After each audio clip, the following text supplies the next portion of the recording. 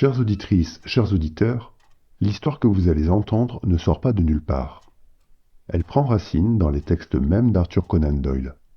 Là où, en marge d'une enquête, surgissent parfois des noms, des lieux, des événements évoqués sans jamais être développés. Des éclats de récits suspendus entre les lignes.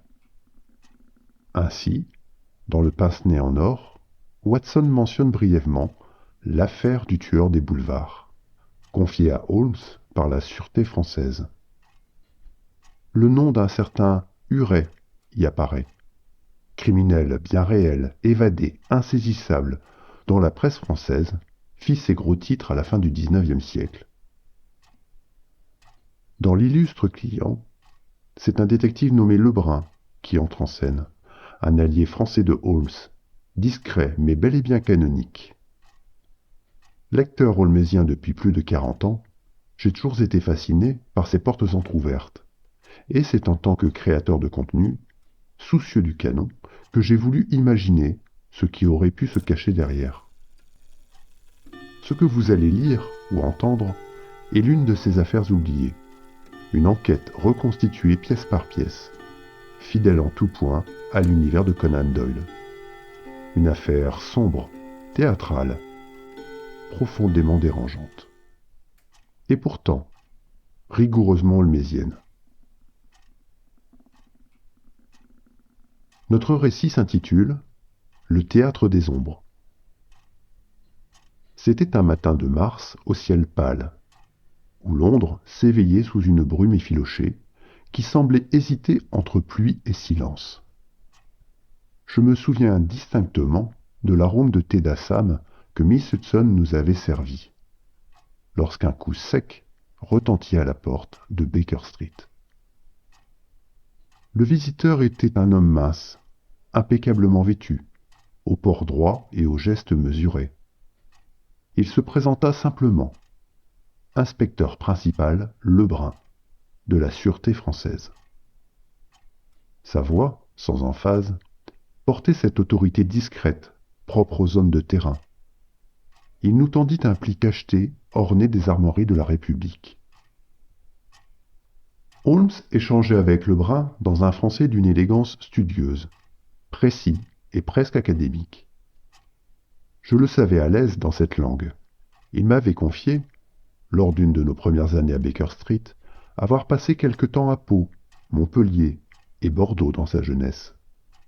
Quant à moi, je peinais à suivre la conversation, me contentant d'un hochement entendu lorsque Holmes, avec un sourire d'excuse, revenait au bon anglais.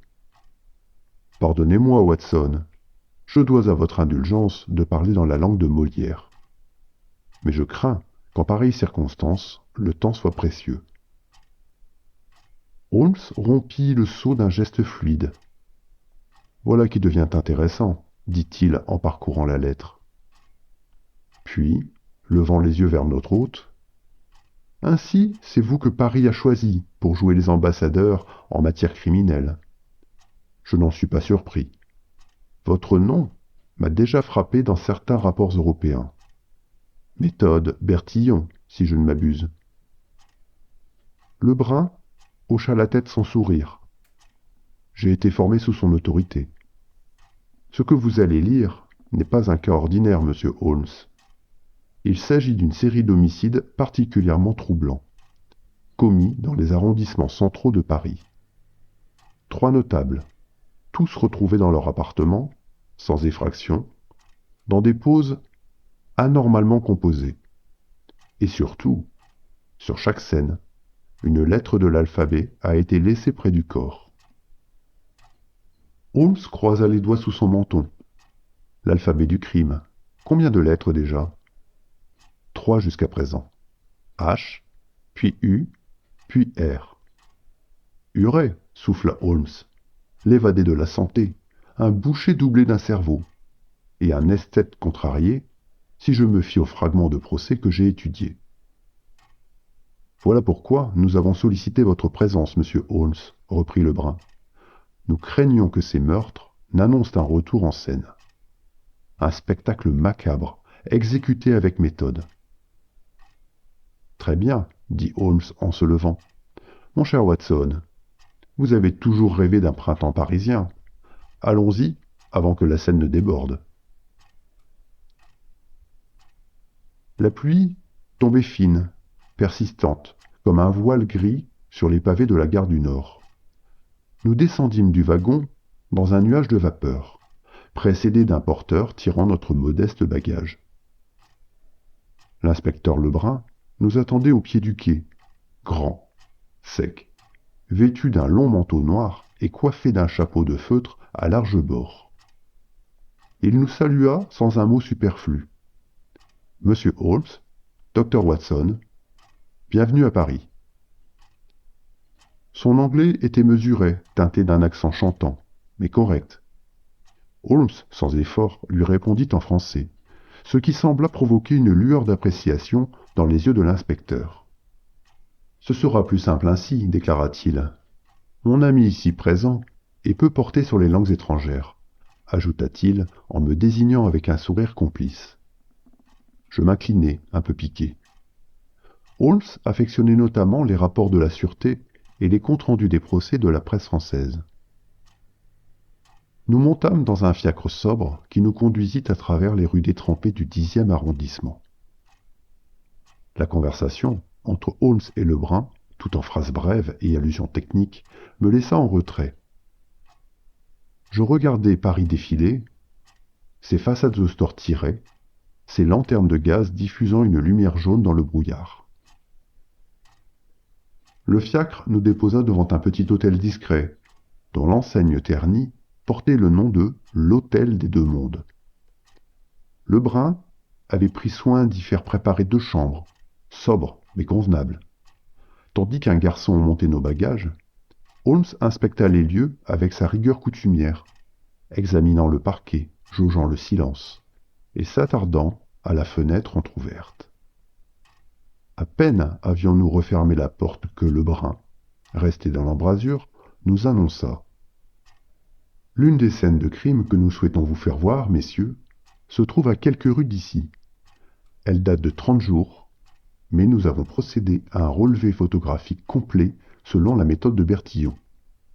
Je vous propose de revenir vous chercher dans 2 heures. Cela vous laissera le temps de vous reposer du voyage. Très bien, fit Holmes. J'aimerais également consulter ce que vous avez sur les lieux précédents. Je suppose que tout cela figure dans les archives de la préfecture. Je vous apporterai les copies les plus significatives. Il salua, remit son feutre droit sur sa tête et disparut dans l'escalier avec la régularité d'un métronome. 2 heures et demie plus tard, la voiture s'arrêta devant un immeuble cossu, boulevard des Capucines. Des agents de la sûreté gardaient l'entrée. Le concierge, l'air éteint, nous ouvrit la porte sans un mot. Nous pénétrâmes dans un appartement silencieux, au mobilier élégant. Lebrun alluma une lampe à acétylène qu'il tenait d'une main sûre, relevant une pièce impeccablement ordonnée. Il avait apporté une serviette de cuir, d'où il sortit plusieurs documents, photos et croquis d'investigation, qu'il étala sur une desserte. Voilà ce que nous savons, déclara-t-il d'un ton sombre. Le crime remonte à 30 jours. La victime, un notaire à la retraite, vivait seule. Aucune effraction, aucun vol apparent. Le domestique l'a trouvé au matin dans cette pièce. Il désigna une chaise basse placée au centre du tapis. Holmes s'en approcha immédiatement. Le corps reposait ici, poursuivit Lebrun, vêtu d'un costume de soirée, bras écartés, tête rejetée en arrière. La lame, une dague ou un stylet, a été insérée sous la clavicule, entre 2 côtes. La mort fut instantanée. Il tendit une photographie en noir et blanc. On y voyait la scène telle qu'elle avait été figée. Le salon intact, la posture étrange de la victime, presque théâtrale. Rien n'avait bougé, ajouta-t-il, pas même une trace de lutte. C'est cela qui a frappé mes hommes. Il y avait une précision, une mise en scène presque esthétique. Holmes acquiesça, le regard rivé au cliché. Une composition, murmura-t-il. Le choix de la posture, le maintien du décor, non, ça n'est pas le geste d'un assassin pressé. C'est celui d'un metteur en scène. Lebrun approuva d'un mouvement de tête, puis sortit un feuillet sous chemise. Une enveloppe noire a été retrouvée sur la table basse.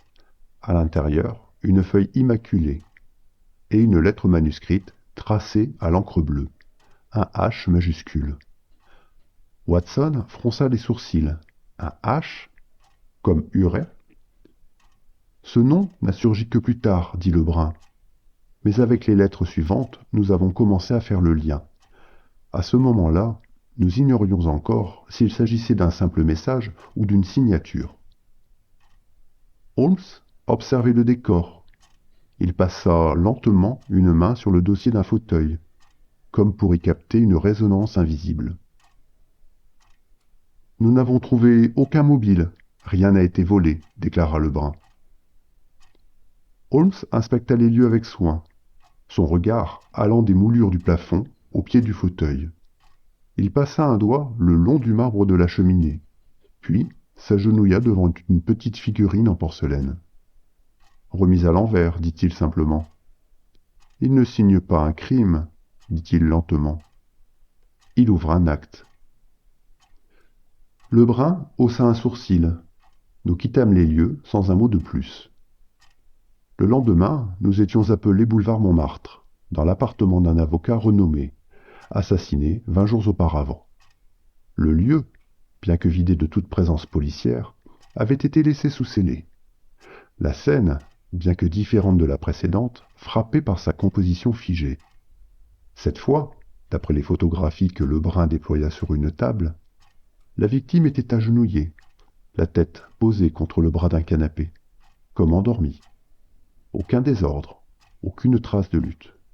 Et sur la table basse, bien en évidence, il y avait une enveloppe noire, contenant une feuille sur laquelle figurait une lettre manuscrite. Un U. « Nous avons un H, puis un U, murmurai-je. Lebrun hocha gravement la tête. C'est après ce second meurtre que nous avons commencé à soupçonner Huret. Le troisième crime, la lettre R, a confirmé notre intuition. Le ministère a alors rédigé un pli à votre attention. Holmes ne répondit pas immédiatement.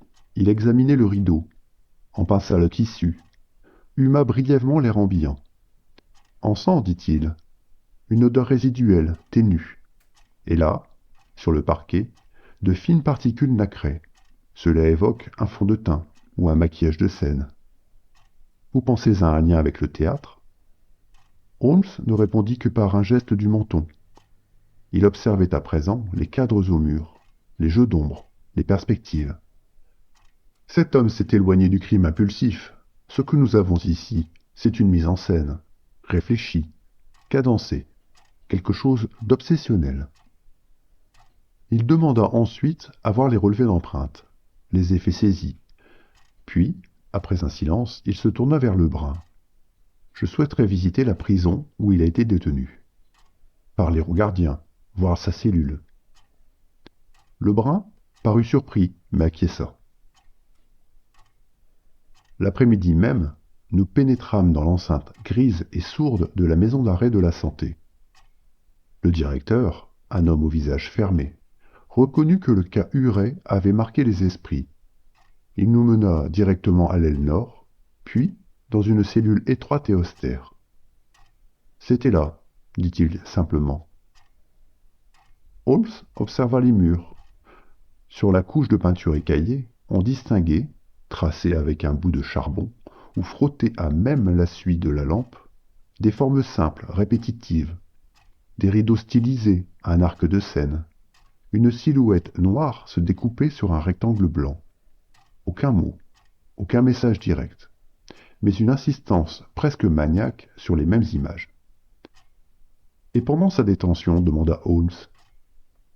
Il ne parlait presque jamais, mais il mimait. Il se mettait debout, tendait les bras, faisait des grands gestes. Les gardiens disaient qu'il répétait une scène imaginaire. Une fois, un surveillant l'a surpris à déclamer des vers dans l'obscurité, face au mur, comme s'il jouait devant un public invisible. Holmes se pencha vers une étagère murale scellée, où reposait un vieux volume écorné. Il avait droit à quelques livres. Il a demandé des tragédies. Racine, Corneille, Shakespeare. Il lisait à haute voix, parfois en murmurant. Il a transformé sa cellule en scène, soufflai-je. Exactement, dit Holmes en se redressant. Il n'est pas seulement évadé, il a changé de peau. Cet homme ne vit plus que par le théâtre. Et s'il tue encore, ça n'est plus pour assouvir une pulsion, mais pour mettre en scène une idée. Chaque victime est un acte, chaque crime, une scène à rejouer. Le lendemain, peu après l'aube, Lebrun frappa à notre porte, son éternel carnet à la main. Il nous proposait de visiter la 3e scène de crime, celle survenue 10 jours plus tôt, boulevard Saint-Denis, dans les appartements d'un ancien dramaturge devenu chroniqueur mondain. Nous l'y suivîmes aussitôt. L'air était vif, les trottoirs encore humides de la nuit. Le fiacre traversa les quartiers en silence, si ce n'est pour le cliquetis des sabots sur les pavés. Une fois sur place, Lebrun nous fit gravir un escalier étroit jusqu'au second étage. L'appartement avait été scellé, mais il disposait d'un accès direct pour les inspecteurs. Holmes passa longuement la main sur la serrure, puis sur le parquet du vestibule. Aucune effraction, nota-t-il. Il était attendu, ou bien il avait les clés. Le salon, vaste et chargé de bibelots orientaux, offrait une nouvelle mise en scène. Le corps, d'après les clichés, avait été retrouvé assis sur un fauteuil de velours, le visage maquillé grossièrement comme un clown triste, les yeux fermés. La lettre R avait été soigneusement calligraphiée au rouge à lèvres sur un miroir fendu. H, U, R, murmura Lebrun. 3 lettres, 3 morts. Il ne manque que le E et le T pour reconstituer le nom. La sûreté, à sa décharge, a été prompte à faire le lien. Les anciens dossiers de Huret mentionnaient sa fascination pour les anagrammes. Je notai l'ombre d'une crispation sur le visage de Holmes. Il s'agenouilla près du bureau, effleura le bois du bout des doigts, puis souleva doucement un pan du tapis. Encore de la poudre. Et regardez, Watson. Il me tendit une minuscule épingle de couturier, comme on en utilise au théâtre pour fixer une étoffe. Ça n'est plus une mise en scène criminelle. C'est une scène mise en crime, dit-il gravement. Cet homme ne tue pas, il compose. Lebrun acquiesça d'un mouvement lent. Vous parlez d'un comédien? Non, d'un metteur en scène. Il veut que nous le suivions dans sa tragédie. Mais, pour apparaître, il lui faut un public, un miroir, un écho. Holmes s'approcha alors d'un miroir mural. Il en examina le reflet, se hissa sur la pointe des pieds pour inspecter un angle du plafond. Son regard se perdit un instant, comme s'il écoutait quelque chose au-delà du silence. Il faut lui donner un motif d'entrer en scène. Une faille dans le décor, un mouvement dans la salle. Les orgueilleux ne résistent pas à la perspective d'un regard posé sur leur œuvre. Sur le chemin du retour, Holmes demanda une halte à la préfecture. Tandis que Lebrun échangeait avec un collègue, Holmes glissa à l'oreille d'un greffier une information. Un mot-clé. Papillon. Dans le fiacre, il m'expliqua. J'ai soufflé le nom d'un ancien théâtre abandonné, rue Papillon, ruiné, oublié, mais connu des initiés pour ses loges secrètes et ses souterrains. Si notre homme ou quelqu'un de son entourage l'entend, il s'y sentira appelé. Et s'il n'y a personne pour écouter, alors, ça sera aussi une réponse. De retour à l'hôtel, Holmes se plongea dans ses carnets. Il recopia d'anciennes notes, prises lors de ses enquêtes théâtrales, rassembla des extraits de journaux, traça des lignes entre des noms oubliés. Ce n'est qu'à une heure avancée qu'il rédigea un court billet pour la Gazette des tribunaux. Le texte, d'apparence anodine, évoquait un metteur en scène invisible, une tragédie à venir dans les coulisses d'un Paris endormi, et un public qui, pour une fois, regardait depuis l'obscurité. Je le vis relire son billet avec lenteur, comme on ajuste les derniers mots d'un acte. Puis, tourné vers la fenêtre, il dit simplement « Laissons-le croire que le rideau va se lever. Il viendra, et nous serons là. » Le lendemain, un événement faillit passer inaperçu. Un incendie mineur s'était déclaré dans un théâtre désaffecté du quartier de Grenelle. Le bâtiment, à moitié écroulé, n'abritait plus rien depuis des années. Pourtant, pour Holmes, cela n'avait rien d'anodin. C'est un des lieux que j'avais fait mentionner dans l'un des articles anodins publiés à dessein, souffla-t-il. Une allusion, un leurre. Quelqu'un a mordu. Est-ce vrai, ou bien un esprit sous influence? Trop tôt pour le dire. Watson notait tout, avec un soin redoublé. Il savait que le moindre détail pouvait, sous la plume de Holmes, prendre un relief inattendu. Puis vint un premier vrai contact. Le réceptionniste de notre hôtel remit à Holmes un petit paquet arrivé sans expéditeur. À l'intérieur, un petit chandelier en étain, identique à celui retrouvé sur la scène du deuxième crime, mais manifestement faux, trop léger, creux, et une note griffonnée.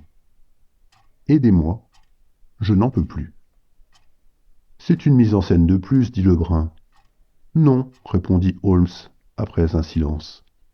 Il y a ici une rupture de ton, un appel. Mais est-ce Huret qui joue? » Ce questionnement resta sans réponse. Quelques jours plus tard, un quatrième meurtre fut signalé, cette fois boulevard Voltaire. Un certain baron Delmont, mécène bien connu dans les cercles artistiques, avait été retrouvé mort dans sa bibliothèque. La mise en scène était glaçante. La victime était accoudée à son bureau, une plume à la main, l'encre encore fraîche. Une fausse lettre de suicide reposait sur le buvard. Et la lettre E était peinte sur le globe terrestre, à côté de lui. Holmes inspecta la pièce, s'attardant longuement sur une trappe de service dissimulée derrière une tenture. « C'est un théâtre dans le théâtre, murmura-t-il. Un meurtrier qui écrit sa propre pièce, avec ses décors, ses angles, ses lumières. Mais les accessoires, eux, trahissent l'usure. Ils commencent à se répéter. » Ce même soir, un nouveau pli fut glissé sous la porte de notre chambre. À l'intérieur, une photo ancienne d'un théâtre de marionnettes, avec au dos une simple phrase manuscrite. « Certains rôles vous tuent à force de les rejouer. » Il y a là une fissure, une âme épuisée, mais je ne suis toujours pas certain de son nom. Et Watson, à voix basse, « Huret ?» Holmes répondit sans se retourner. « Peut-être. » Ou peut-être l'un de ces spectres. Le lendemain matin, la lumière grise perçait à peine à travers les rideaux de notre chambre d'hôtel. Holmes, qui n'avait dormi que par fragments, était déjà penché sur les journaux parisiens. La Gazette des tribunaux titrait sur un incendie mystérieux survenu la veille dans le 13e arrondissement. Le théâtre de la rue Barreau, lut Holmes à voix haute. Abandonné depuis plusieurs années. D'origine incertaine. Les pompiers évoquent une combustion spontanée. Allons donc. Le hasard, Watson, est un menteur mal déguisé. Vous croyez que c'est lié, demandai-je. Je crois que nous avons semé un fil, et que quelque chose a bougé, répondit-il en tapotant la colonne de nouvelles du doigt. Reste à savoir si c'est un avertissement ou un cri. Lebrun les rejoignit peu après. Il semblait agacé. La préfecture s'interroge. L'incendie ne serait pas criminel. Mais les circonstances sont floues. Personne n'a été vu. Et pourtant, l'intérieur portait les traces d'une mise en scène. Des éléments de décor ancien, empilés comme en attente d'un spectacle. Ou d'une répétition, murmura Holmes.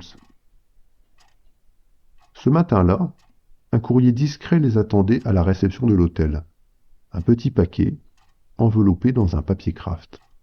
À l'intérieur, un objet singulier, une réplique grossièrement sculptée d'un poignard de théâtre, semblable à ceux utilisés dans les mélodrames, accompagné d'un mot écrit à la plume tremblante. « Aidez-moi, je n'en peux plus. » Holmes demeura longtemps silencieux. Il tourna le mot dans ses mains, analysa l'écriture, examina les fibres du papier. Trop émotionnel pour être une provocation. Pas le style de Huret. À moins qu'il ne joue un double jeu. Il ne confia pas le paquet à la police. Pas encore. Trop d'incertitudes. Lebrun émit des réserves, mais Holmes les balaya d'un geste. Une ligne vient d'être lancée, inspecteur.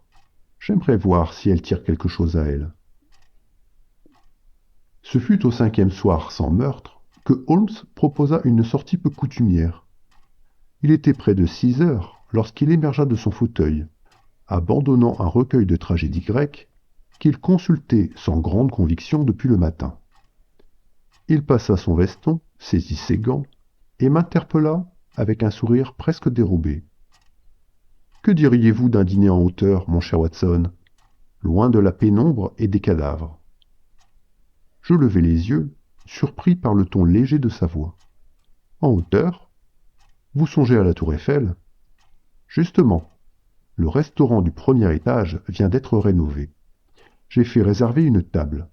Un peu d'oxygène ne nuira pas à mes réflexions. » Je n'eus pas besoin de répondre, tant l'idée rompait avec le climat pesant qui régnait depuis notre arrivée.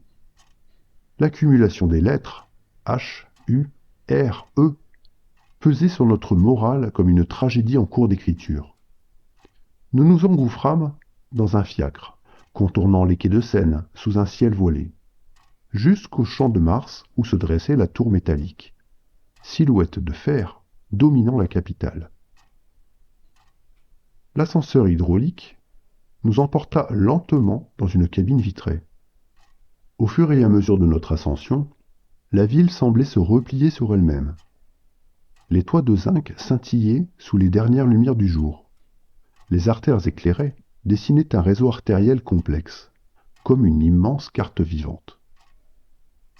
Arrivés au premier étage, nous fûmes guidés par un maître d'hôtel compassé, dans une salle tapissée de velours bordeaux et de lambris vernis. Le lustre oscillait doucement au gré des vibrations de la structure. « La verticalité, Watson, » murmura Holmes, « a toujours aidé à la clarté de la pensée. Voyez comme les détails s'ordonnent, vus d'en haut. C'est parfois l'angle, et non le regard, qui fait la différence. » Je ne répondis pas immédiatement. La vue, à travers les grandes baies vitrées, était saisissante. Paris semblait un théâtre miniature. La Seine, ruban noir miroitant, serpentait entre les monuments, les coupoles de l'Institut, les clochers de Saint-Germain. La silhouette massive de Notre-Dame se détachait comme autant de décors. Holmes semblait absorbé. « Croyez-vous, dis-je enfin, que notre tueur admire cette même ville depuis quelques fenêtres ? Peut-être même ce soir, à l'instant même. » « C'est probable, répondit-il, sans quitter les toits du regard. Ce type d'esprit a besoin de cadre. Il ne tue pas dans la fureur, il compose. Or, on ne compose que dans un environnement familier, ou choisi. Ce qu'il choisit est révélateur. Nous mangeâmes sans hâte, savourant la cuisine raffinée et les douceurs du cadre. Le bruit léger des couverts, les conversations murmurées des autres convives, le balancement discret de la tour dans le vent d'été. Tout contribuait à une impression d'étrangeté douce, comme si nous étions suspendus hors du monde, entre deux actes d'une pièce dont nous ne connaissions pas encore le titre. Les jours qui suivirent le 4e crime s'étirèrent dans un silence pesant. Paris retenait son souffle, suspendu à un rythme qu'il ne comprenait plus. Ni lettre nouvelle, ni message, ni mouvement signalé, comme si le criminel lui-même avait disparu dans le brouillard. Holmes, que l'inaction affectait comme une fièvre latente, tourna en rond dans notre chambre d'hôtel, allumant et éteignant sa pipe sans la fumer, alignant des papiers sur le bureau pour recomposer, scène après scène, le théâtre mental de cette affaire. Il avait besoin d'un ordre, d'un fil, d'une logique cachée. Et pour l'heure, il n'y avait que l'attente. Il se laissa aller à des excursions improbables, une visite au musée Grévin, pour observer la fixité dans la mise en scène. Une autre, à la bibliothèque du ministère, où il consulta de vieux traités de criminologie et des journaux de province datant de l'époque où Huret avait été arrêté pour les premières fois. Chaque soir, il rapportait un élément insignifiant. Un mot, un souvenir, une hypothèse. Mais aucune ne s'imbriquait encore. Un soir, tandis que Watson notait ses impressions, Holmes s'arrêta devant la fenêtre ouverte sur les toits de Paris. La ville mouillée de pluie. Les lueurs des becs de gaz flottant comme des halos incertains. « Et selon vous, pourquoi ce silence depuis 5 jours ?» demanda Watson. « Une accalmie? Une retraite ?» Holmes répondit d'une voix basse, presque pour lui-même. « Non. C'est un moment de transition. Il est soit en train de créer, soit en train de répéter. » Répéter? Vous voulez dire rejouer ses propres crimes? Il eut un mince sourire, sans détourner le regard. « Watson, je vous en prie, n'allez pas trop vite. Je n'en suis pas encore certain, mais il y a, dans la disposition des scènes, dans leur propreté, leur géométrie, quelque chose d'artificiel. Ce sont des crimes, oui, mais ils sont devenus performatifs. » Watson se redressa légèrement dans son fauteuil. « Et vous pensez vraiment que votre billet dans la Gazette des tribunaux pourrait attirer l'auteur? » Pas l'auteur, quelqu'un autour de lui, ou même une part de lui-même, un fragment. Les monstres sont rarement entiers. Le docteur demeura silencieux. Il avait appris, au fil des années, à ne pas précipiter l'analogie ou la déduction. Holmes ne parlait ainsi que lorsqu'un motif fragile, encore flou, commençait à se dessiner sous ses yeux, comme une esquisse que lui seul devinait. Pendant ce temps, Lebrun se débattait avec ses supérieurs. Certains journaux parlaient déjà d'une série de lettres maudites, d'un théâtre de mort en 5 actes. Des députés s'en mêlaient. On murmurait que le préfet de police pourrait être remplacé si l'affaire traînait encore. La tension était palpable, jusque dans les couloirs feutrés de la préfecture. Holmes restait impassible, mais Watson le voyait bien. Ses nuits devenaient courtes, ses phrases plus sèches, ses gestes plus vifs. Il sentait, comme une musique lointaine, que l'affaire approchait d'un tournant, et qu'il n'y aurait peut-être droit qu'à une seule représentation. Dans les jours qui suivirent, un silence épais recouvrit Paris, comme une nappe de brouillard. Aucun nouveau crime ne fut signalé. Aucun article sensationnaliste ne bouscula la routine des journaux. Et pourtant, l'inquiétude, elle, ne faisait que croître. Watson notait dans son carnet. On pourrait croire la ville en paix, mais elle ne fait que retenir son souffle. Lebrun, tendu, faisait le lien entre les couloirs sombres de la préfecture et notre chambre d'hôtel. Il parlait à mi-voix de la pression exercée par certains notables parisiens, avocats, parlementaires ou industriels, tous frappés par l'idée que ces meurtres pourraient ne pas s'arrêter là. Certains évoquaient même la panique. L'idée que le criminel ait achevé l'écriture de son nom hantait les salons comme une mauvaise fièvre. Que ferait-il à présent? Un nouveau cycle? Un autre nom? Pire encore, un passage à l'acte plus large, moins symbolique. Le calme avait duré 5 jours. Une tension muette flottait dans l'air, alourdie par l'attente et le silence. Ni Holmes, ni Lebrun, ni moi n'évoquions la perspective d'un nouveau crime. mais chacun la redoutait. Le matin du 6e jour, alors que nous achevions à peine notre petit déjeuner, un messager essoufflé frappa à la porte de notre chambre. « Un nouveau meurtre, monsieur Holmes. Boulevard Beaumarchais. La police vient de découvrir le corps. » Holmes se redressa, refermant doucement son journal. Le brun, déjà debout, acquiesça gravement. « Le mot est complet, dit-il. H-U-R-E et maintenant T. » Nous montâmes aussitôt dans un fiacre. Le trajet fut silencieux, traversé seulement par le crissement des sabots et la pluie fine qui tombait sur les toits du quartier latin. Lorsque nous parvînmes à l'adresse indiquée, un officier nous fit monter au 2e étage d'un hôtel particulier discret. La scène, une fois de plus, était impeccable. Le corps d'un riche collectionneur d'art gisait sur un tapis oriental, un bras étendu, comme s'il désignait un invisible rideau. Sur le bureau trônait une feuille de papier glacé, où une unique lettre avait été tracée d'un rouge profond. T. C'est une signature, souffla Holmes, un aboutissement, le dernier acte. Il resta de longues minutes à observer les lieux, effleurant les objets, scrutant les plis d'un rideau, humant l'air. Aucun désordre, aucun signe de lutte, tout semblait suspendu dans un ordre artificiel. Il ne s'agit plus de meurtre, murmura-t-il, mais de composition. Il peint avec des cadavres comme d'autres peignent avec des huiles. Et, cette fois encore, regardez la symétrie. Les jeux de lignes, l'esthétique glacée. Le brun serra les mâchoires. Maintenant que le nom est écrit, quelle sera la suite? Watson, inquiet, posa la question que nous redoutions tous. Va-t-il recommencer? Un nouveau nom? Une nouvelle série? Holmes resta pensif, son regard perdu dans le vide. Non, il n'y aura pas de suite dans l'alphabet.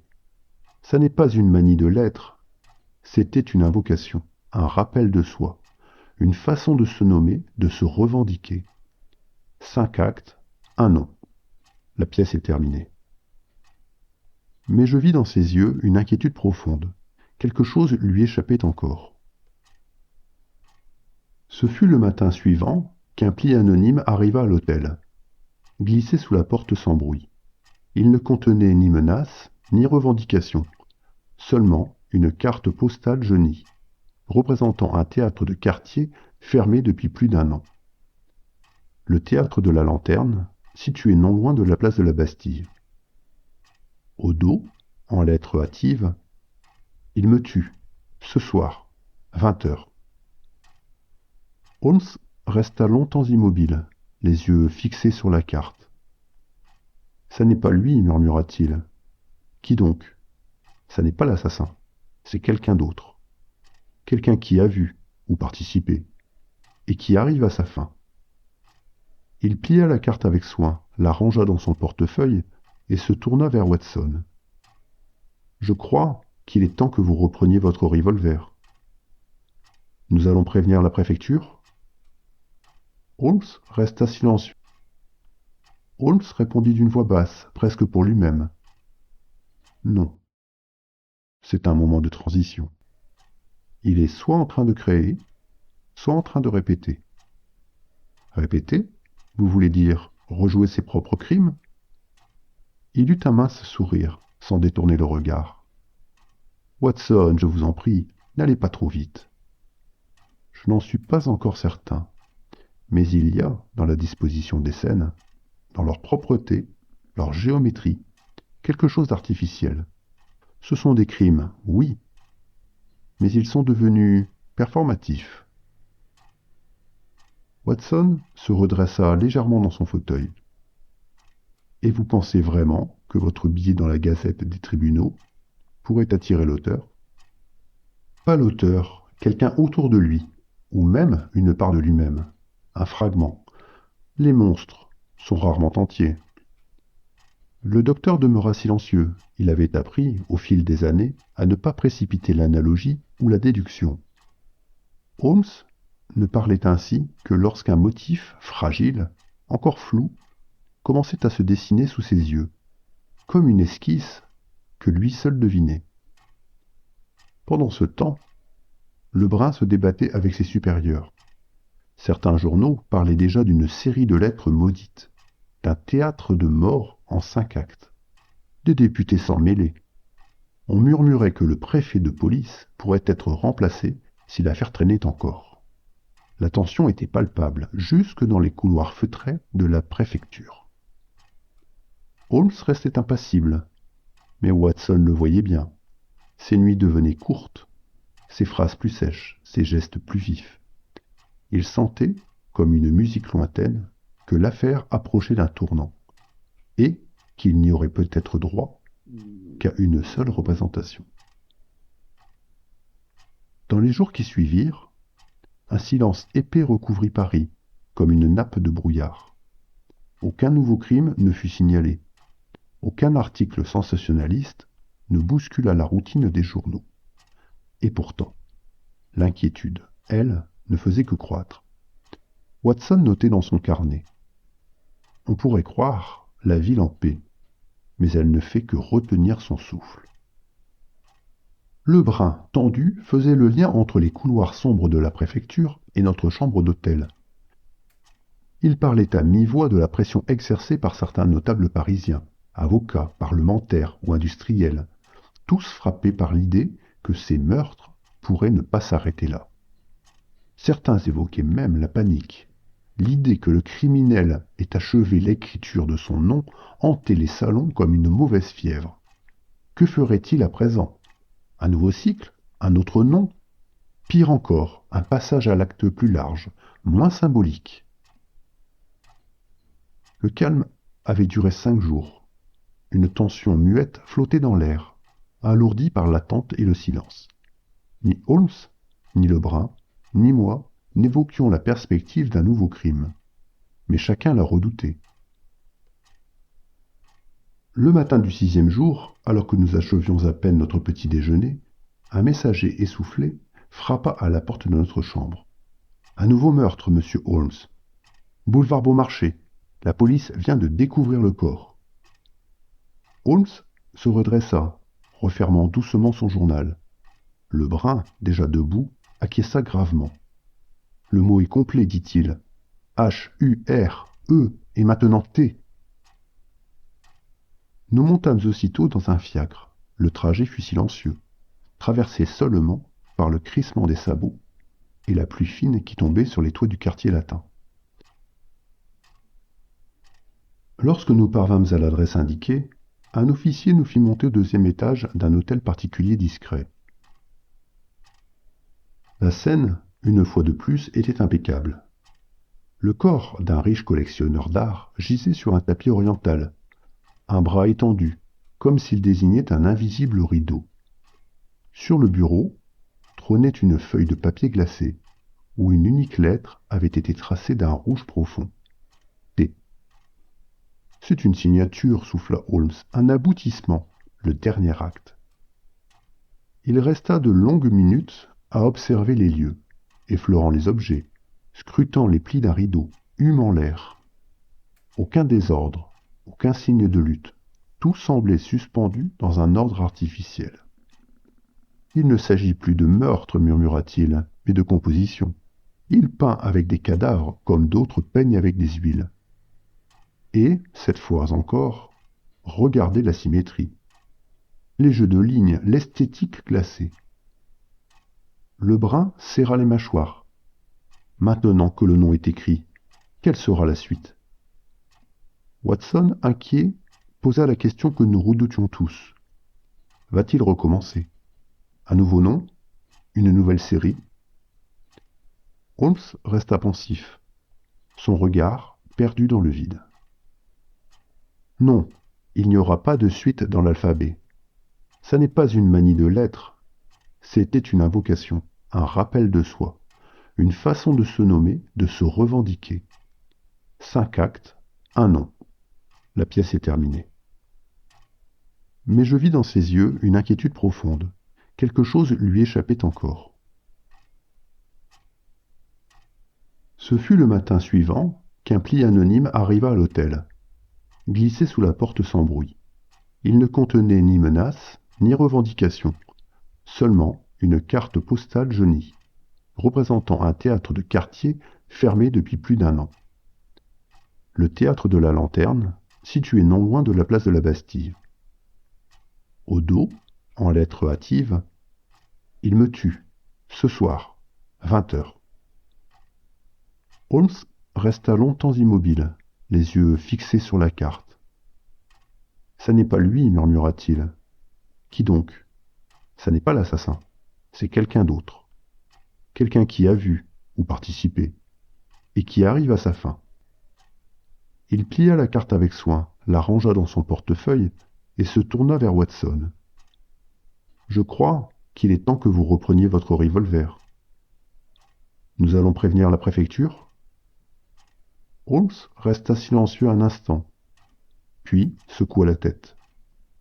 Il ne faut pas lui faire peur. Il faut qu'il nous parle. À 19h15, nous quittâmes l'hôtel, sobrement vêtus, et prîmes un fiacre sans livret. Le cocher reçut une adresse près de la Bastille, mais aucune explication. Holmes s'installa face à moi, les mains croisées sur la canne, le regard fixé sur les vitres embuées. Le silence du trajet n'était pas tendu, mais dense. Il semblait contenir en germe l'étrange mise en scène à venir. Je n'osais briser le fil de sa pensée. Paris défilait lentement sous la bruine. Les lanternes de gaz allumaient des halos fuyants sur les pavés luisants, et les ombres des réverbères dansaient comme des figurants discrets le long des façades haussmanniennes. À mesure que nous approchions, l'atmosphère semblait s'épaissir. L'air lui-même paraissait teinté de coulisses et de rideaux de velours moisi. Nous descendîmes rue de la Lanterne à 19h40. Le théâtre était là, silhouette noircie, coincée entre 2 bâtisses plus hautes. Une vieille enseigne pendait au-dessus de l'entrée latérale, l'accès des artistes. Holmes m'indiqua un renfoncement sombre d'où nous pouvions observer.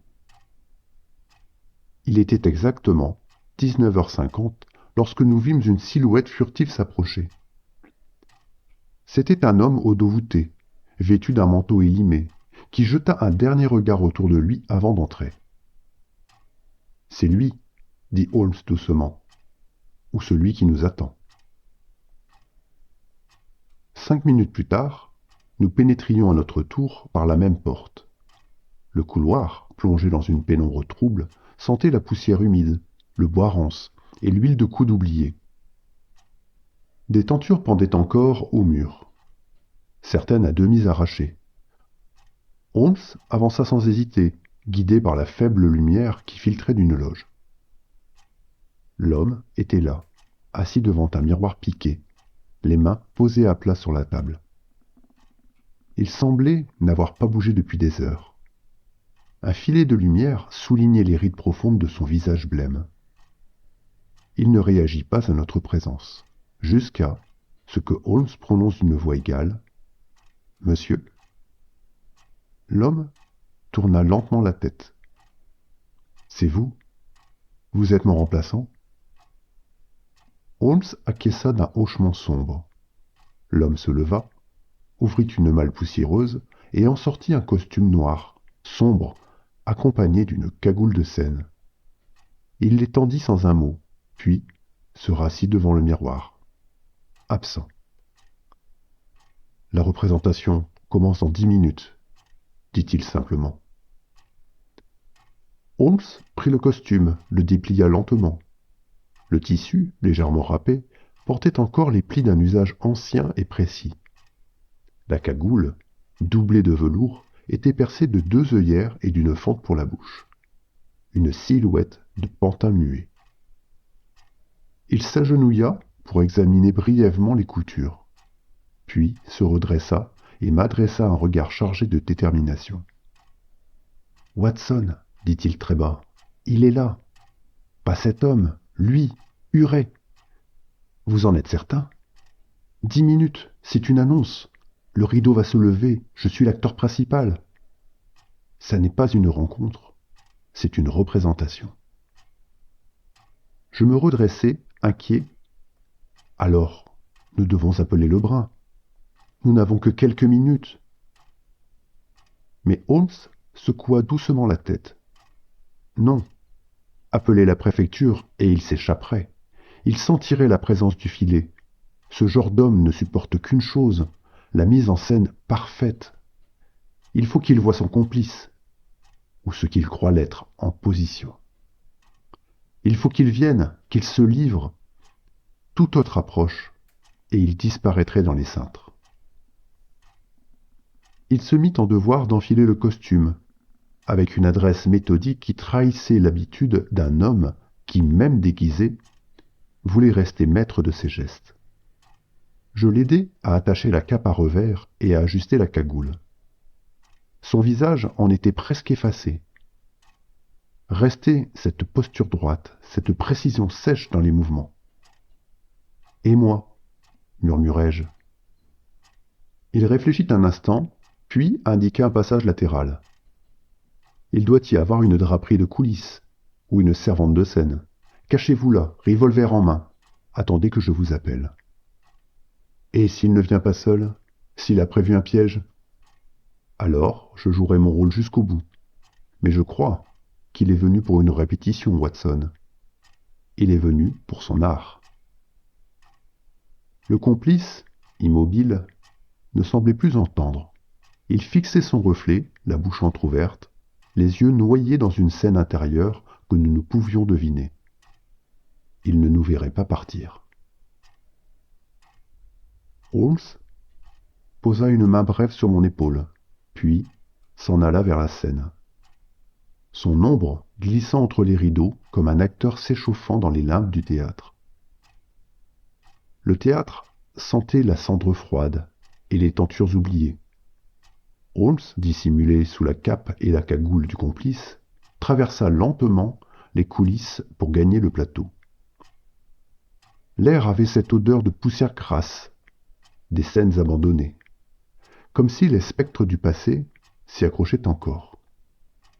Quelques projecteurs obsolètes projetaient des halos pâles sur les éléments de décor.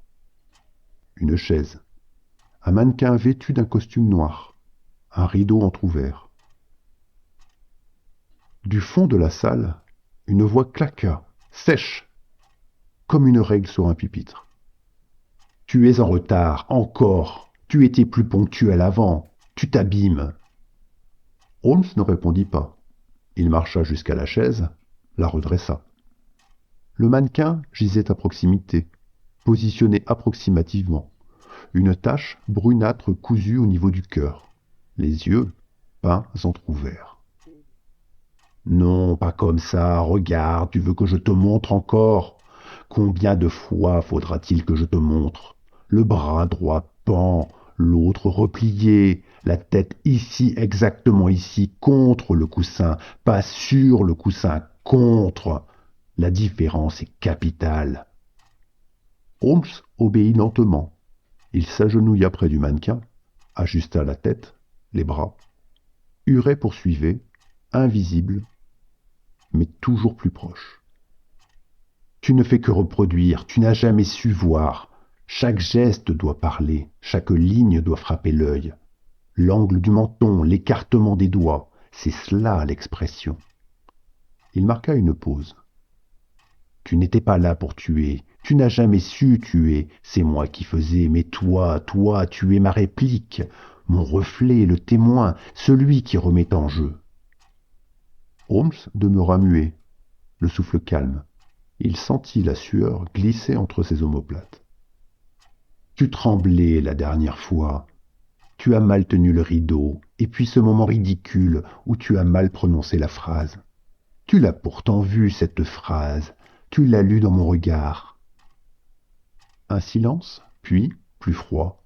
« Tu salissais ce que j'avais fait. » Holmes s'accroupit devant le mannequin, mimant un geste d'étranglement sur un coup de chiffon. « Plus lent, tu es trop brusque, tu fais peur. Il ne faut pas effrayer, il faut fixer, comme un tableau. » Huret avançait dans l'ombre, plus près maintenant. Sa voix vibrait d'une intensité maladive. « Je ne viens pas pour voir, je viens pour comprendre, pour rejouer, recréer. Si tu fais mal, c'est moi qui suis sali. » Holmes, toujours accroupi devant le mannequin, bougea à peine la tête. Sa voix, plus grave, plus lente, s'éleva dans le silence. « Vous parlez d'angle du menton, de composition du cadre. Mais vous oubliez la tension du silence. Une scène meurt lorsqu'on tue le rythme. Vous auriez dû relire Diderot. » Il y eut un flottement dans l'ombre, puis la voix de Huret, plus tendue. « Que veux-tu dire ?» Holmes se releva lentement et tourna très légèrement le visage vers la salle obscure. « Vos enchaînements sont brisés, chaque tableau est figé, isolé, vous composez en images fixes. Mais le théâtre, monsieur, est un fleuve. Il faut une continuité invisible, une ligne intérieure. L'émotion ne s'accroche pas à la géométrie. » Huret gronda. « Tu oses juger, tu n'es rien. Tu ne fais que suivre mes ordres, tu es ma marionnette. » Holmes haussa à peine les épaules, puis fit un pas de côté, modifiant sa posture. « Une marionnette, soit. Mais même les marionnettes ont leur gravité. Vous demandez un étranglement lent. Alors il faut creuser la cage thoracique, faire naître la suffocation dans les épaules. Vous tuez avec les mains, mais l'acteur tue avec le dos. » Un silence lourd, puis des pas, lents, approchant.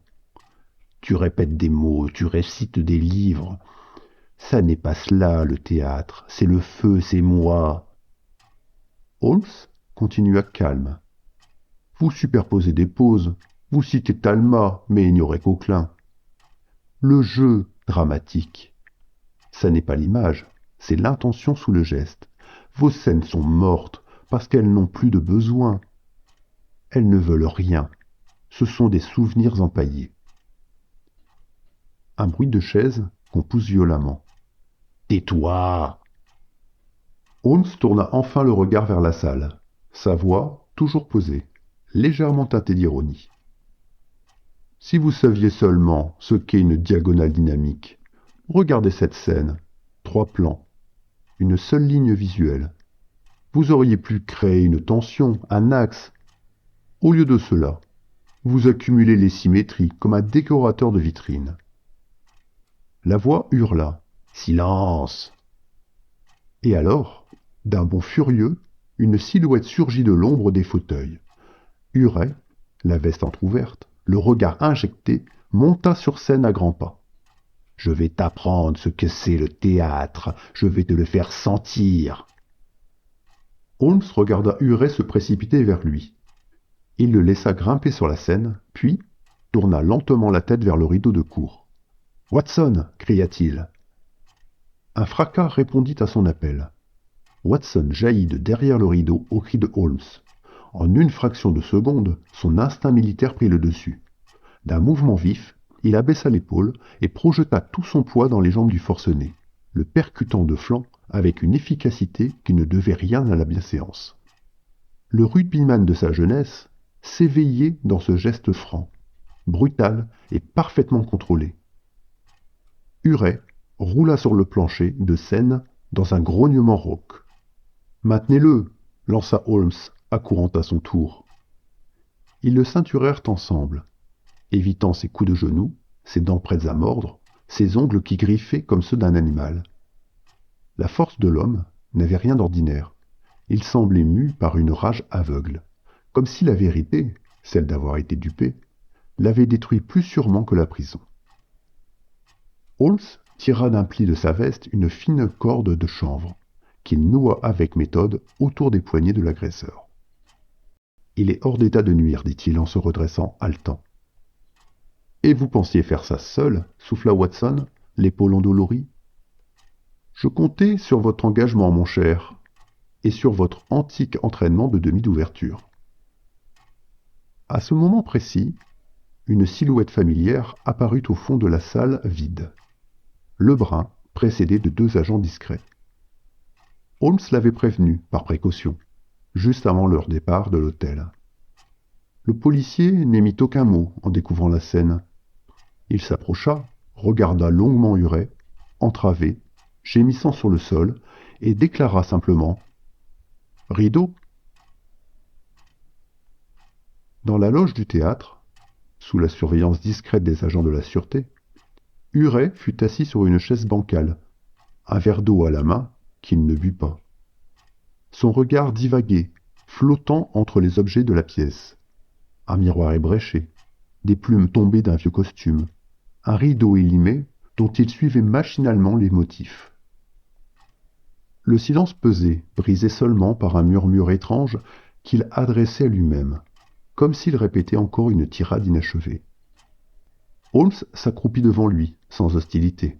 Il voulait comprendre. Pourquoi ces victimes, Huret? Y avait-il un lien entre elles?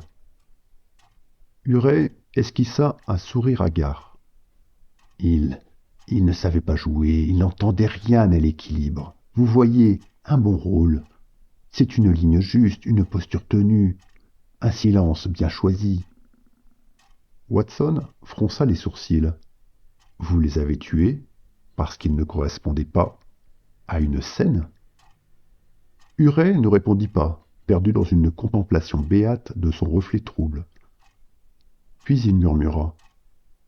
Le premier, il avait ce tic, ce haussement d'épaule à partir du silence. Ça cassait tout. Le deuxième, respirait trop fort. Le troisième, un pied qui traînait, tous des parasites de l'harmonie. Je voulais recréer quelque chose de pur. Et les lettres?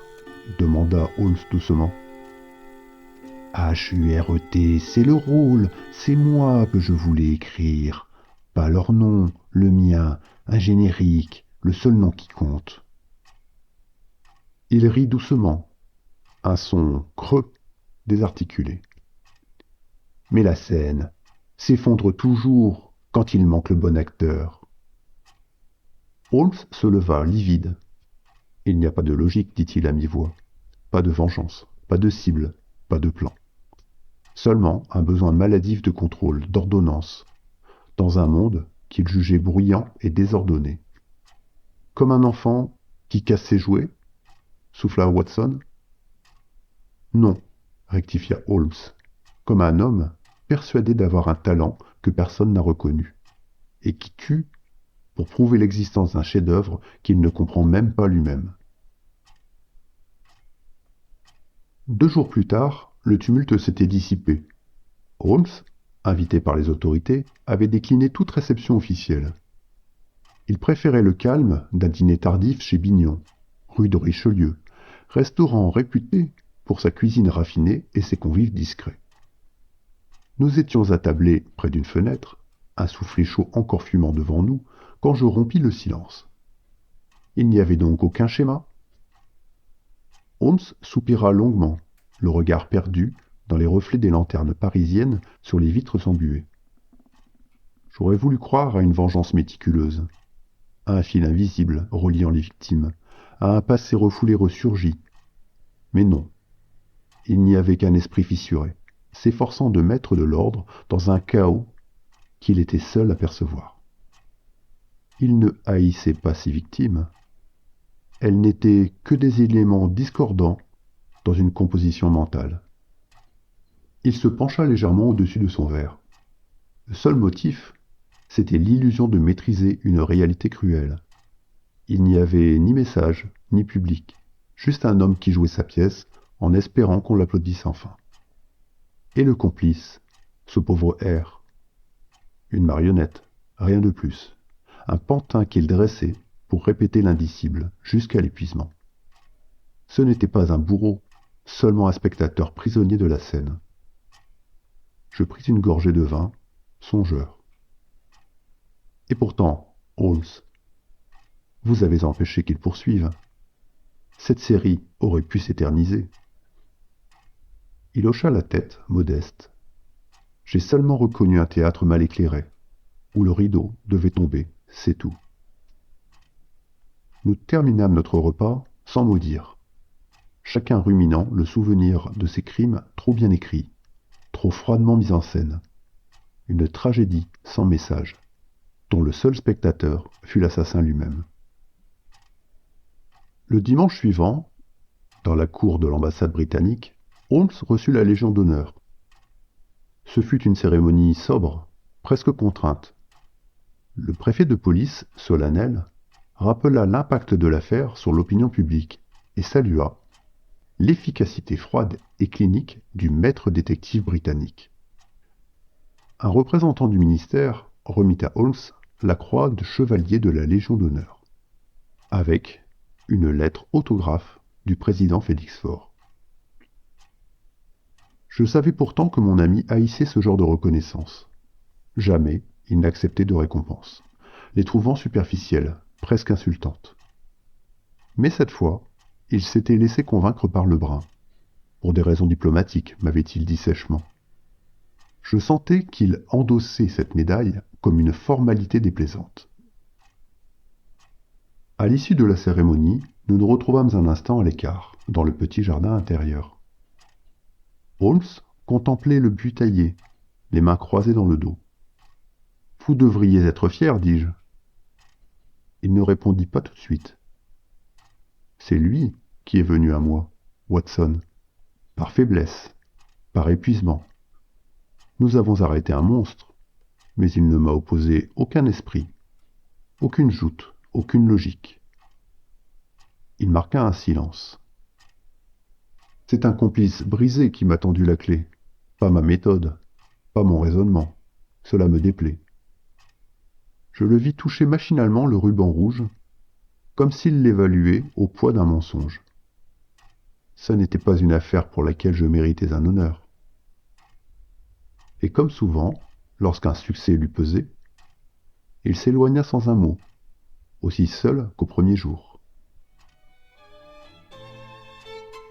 Si ce récit vous a touché, sachez qu'il n'existerait pas sans celles et ceux qui soutiennent les récits oubliés de Watson. Leur présence silencieuse est, pour ainsi dire, la chandelle qui éclaire encore les marges de mes carnets. Merci à eux.